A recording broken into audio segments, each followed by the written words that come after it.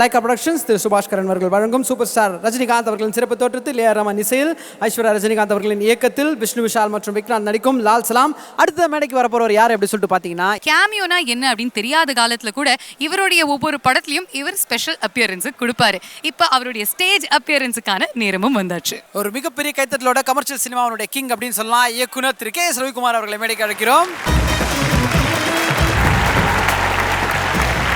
அனைவருக்கும் வணக்கம். பிரம்மாண்டமான படங்கள் எடுக்கிறதுக்கு ஒரு சில தயாரிப்பாளர்கள் தான் இருக்காங்க. அதில் முக்கியமானவர் திரு சுபாஷ் கரன் அவர்கள். நன்றி சார். உங்களுக்கு உறுதுணையாக இருக்கிற தமிழ்குமரன் சாருக்கு நன்றி. ஐஸ்வர்யா, இந்த படம் மிகப்பெரிய வெற்றி அடையணும்னு நான் வேண்டிக்கிறேன். கவலைப்படாதமா, விக்ராந்த் அண்ட் விஷ்ணு விஷால் 2 வி இருக்குது. அது இல்லாமல் வெற்றிகளை கொடுத்த சூப்பர் ஸ்டார் இருக்கார், ஏஆர் ரஹ்மான் இருக்கார், சுபாஷ் கரன் இருக்கார்.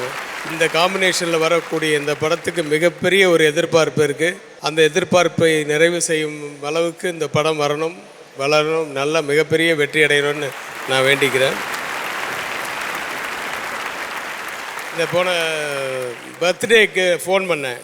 சார் வாழ்த்துக்கள் சார், 100 ஆண்டு காலம் நல்லபடியாக வாழணும் சார் சொன்னேன். 100 வருஷமா? 100 வருஷம் எப்படி ஸ்டிக்கெல்லாம் வச்சுக்கிட்டு தள்ளாடிக்கிட்டு எதுக்கு சார்? அப்படியெல்லாம் இருக்கிற வரைக்கும் நல்லபடியாக இருந்துட்டு போயிடணும்னு சொன்னார்.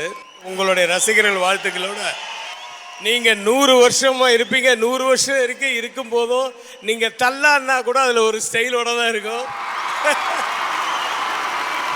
அதுலேயும் ஒரு செயல் காமிச்சிட்டு என்றைக்குமே நீங்கள் சந்தோஷமாக தான் இருந்துட்டு போவீங்க. அது விதித்தது. நன்றி நன்றி நன்றி வணக்கம். டோட்டல் யூனிட்டுக்கு என்னோடய வாழ்த்துக்கள்.